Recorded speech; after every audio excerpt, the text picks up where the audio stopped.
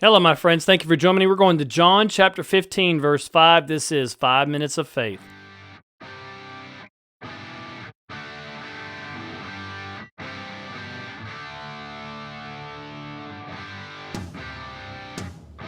John chapter 15, verse 5. I want to talk to you about religious pride. And religious pride is you trying to do something independent of the grace of God.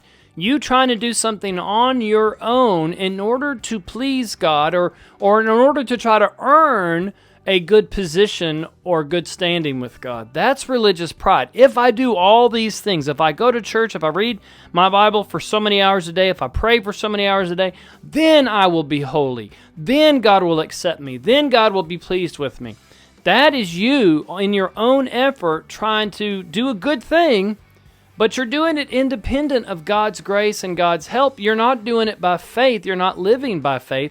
And this is what pleases God. Now, John chapter 15, verse 5, Jesus said, I am the vine, and you are the branches. He who abides in me, and I in him, bears much fruit.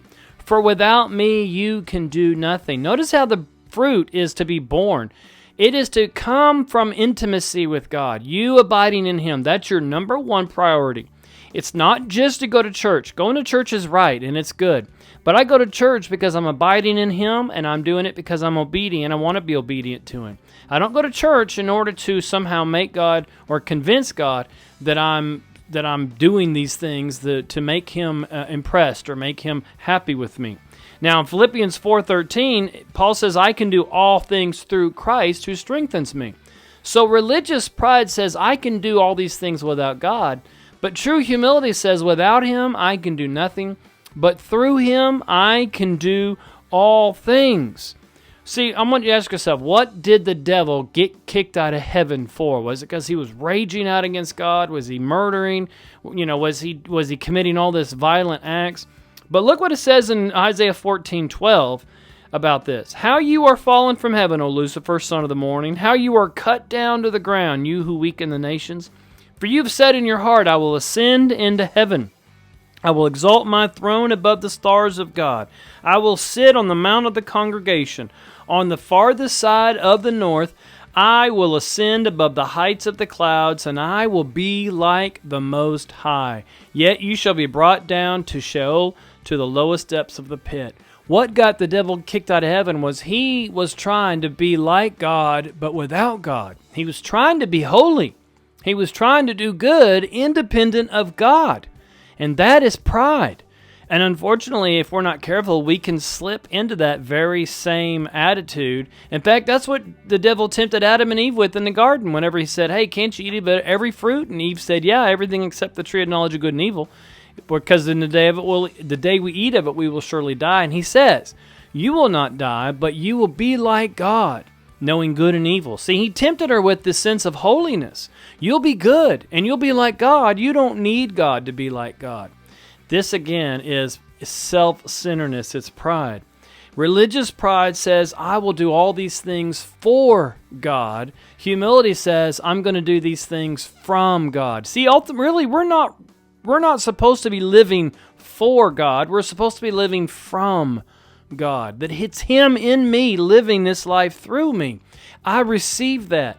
I want to abide in him and him in me. That's my focus. That's what I want to develop the most. The fruit, the works that come out of that is me simply submitting myself to God and trusting in him to do the work through me. In Hebrews chapter 11, verse 6, the question is, what pleases God? What do I got to do to please God? Hebrews 11:6 says, without faith it is impossible to please him, for he who comes to God must believe that he is, and that he is a rewarder of those who diligently seek him. Aren't you glad it doesn't say that he who comes to God must pray 3 hours a day and, go to Jerusalem once a year and, always pray facing a certain direction or always wear these certain clothes. No, it says if you're going to come to God, come with faith, because that is what pleases God. In John 6:27, Jesus said, do not labor for the food which perishes, but for the food which endures to everlasting life, which the Son of Man will give you, because God the Father has set his seal on him.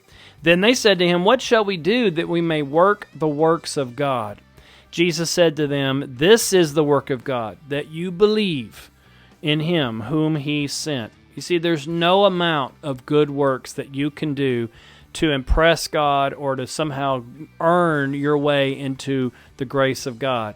It is by faith. It is by your acceptance and receiving what He has done. It's receiving and believing on Jesus, the work He did on the cross. And now that I've received that, yes, my faith is to produce work, and that work is what we call fruit. Amen. And it comes from abiding in Him. Amen. Thank you for being with me. This has been another 5 minutes of faith.